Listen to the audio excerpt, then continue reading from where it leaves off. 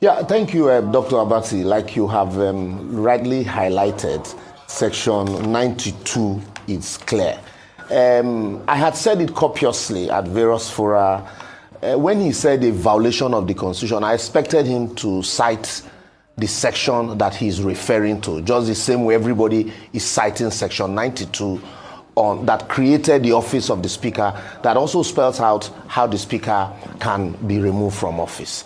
In the absence of that, it's when people bandy Constitution, violation of the Constitution, without actually citing any case law.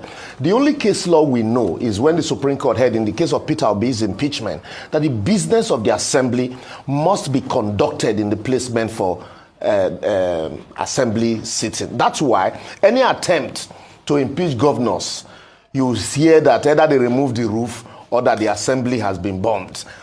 The impeachment procedure spells out in Section 188 of the Constitution for the governor is different from the removal of office for the Speaker. And like you rightly had noted, Section 92, subsection 2, paragraph C says, if he is removed from office by a resolution of the House of Assembly by the vote of not less than 2/3 majority of the members. There is nowhere, either in their rules or in the Constitution, that says the Speaker must be present in the House before he can be removed.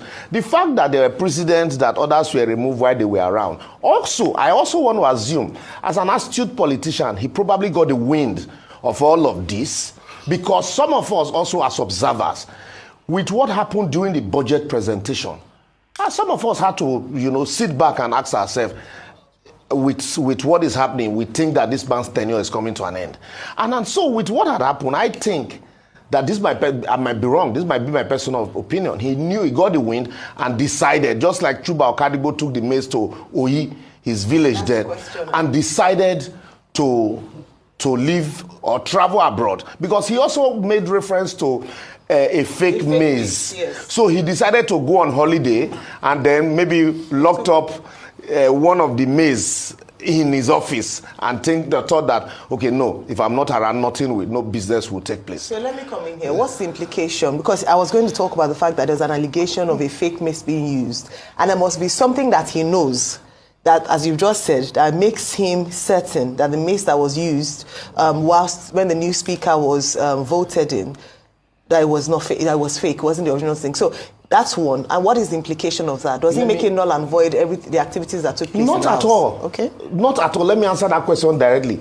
The first question where was the business conducted? If it was conducted in the hallowed chambers, the next thing is that we're all that we're supposed to be present. The sergeant at arms is the person that brings the maize to the house. If the sergeant at arms, people don't go about checking whether there's an inscription on this maize or there is an inscription. What if you can prove that the maize was fake? Look, there is nowhere that it must be one maize. Remember, during Chuba Okadibo's time, I've forgotten the name of this senator from the north. He said something very humorous. He said, is it not a mass? It's an iron. Come on Monday, we'll make another mass and bring it there and remove the bloody man. So a maize is a symbol. So there is no law that says it must be one particular maize. So we've seen situations in State House of Assembly when you had this, kangaroo impeachment of governors. We've seen situations where they will go carve a maize somewhere. But that statute is a maize. That statute is a maize. So each member can just create their own maize. So when one maize disappears, they bring another one. I don't even expect the house to have one maize. Okay. So they have when I listened to the speaker, he said he wasn't around. Others that were impeached were around, and that the maize used was fake maize. Is there genuine maize? The most important thing is that who brings the maize? The sergeant at arms. And then the members, out of 40 members, 2/3 majority is 26.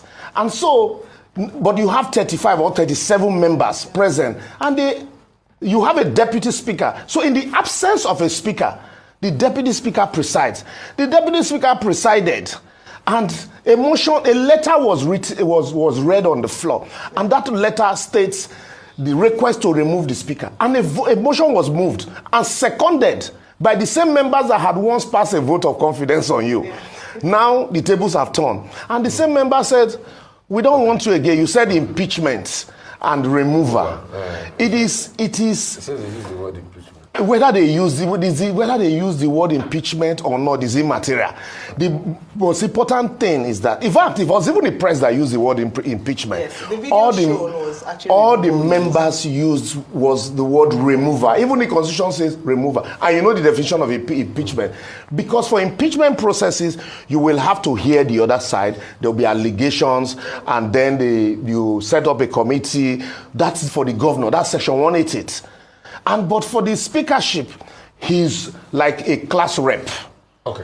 He's like a class rep, and the class elected him by virtue of a two-third majority. Okay. And by virtue of two-third majority says, we don't want you again. So it ends there.